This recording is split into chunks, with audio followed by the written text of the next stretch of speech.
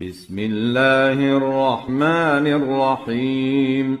الرحمن علم القرآن، خلق الإنسان،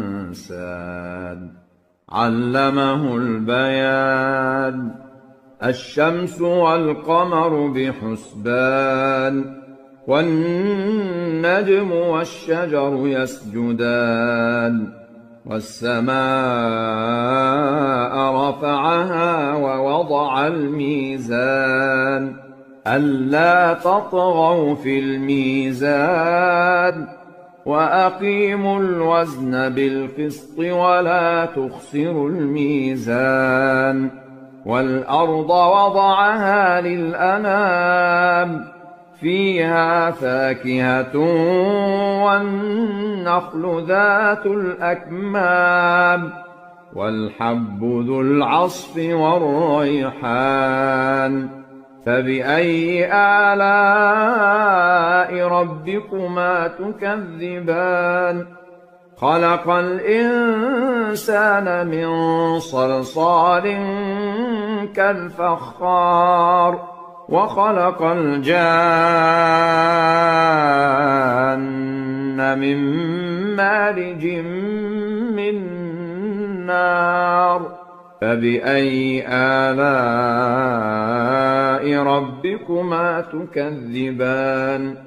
رب المشرقين ورب المغربين، فبأي آلاء ربكما تكذبان؟ مرج البحرين يلتقيان، بينهما برزخ لا يبغيان. فبأي آلاء ربكما تكذبان؟ يخرج منهما اللؤلؤ والمرجان. فبأي آلاء ربكما تكذبان؟ وله الجوار المنشآت في البحر كالأعلام. فبأي آلاء ربكما تكذبان؟ كل من عليها فان، ويبقى وجه ربك ذو الجلال والإكرام. فبأي آلاء ربكما تكذبان؟ يسأله من في السماوات والأرض، كل يوم هو في شأن. فبأي آلاء ربكما تكذبان؟ سنفرغ لكم أيها الثقلان. فبأي آلاء ربكما تكذبان؟ يا معشر الجن والإنس إن استطعتم أن تنفذوا من أقطار السماوات والأرض فانفذوا، لا تنفذون إلا بسلطان. فبأي آلاء ربكما تكذبان؟ يرسل عليكما شواظ من نار ونحاس فلا تنتصران. فبأي آلاء ربكما تكذبان؟ فإذا انشقت السماء فكانت وردة كالدهان. فبأي آلاء ربكما تكذبان؟ فيومئذ لا يسأل عن ذنبه إنس ولا جان. فبأي آلاء ربكما تكذبان؟ يعرف المجرمون بسيماهم فيؤخذ بالنواصي والأقدام.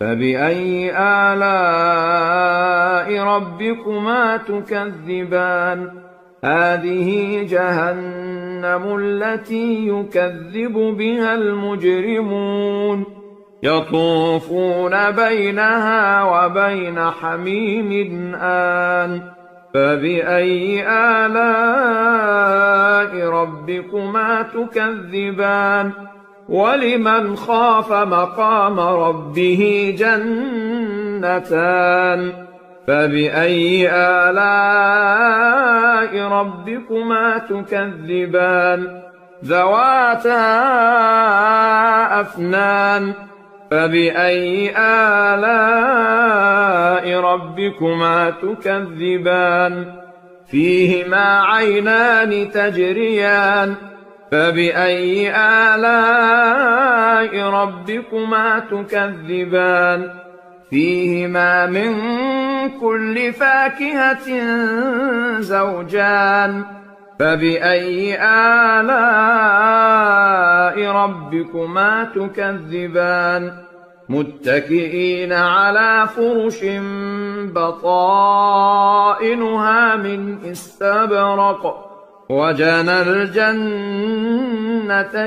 دان فبأي آلاء ربكما تكذبان فيهن قاصرات الطرف لم يطمثهن إنس قبلهم ولا جان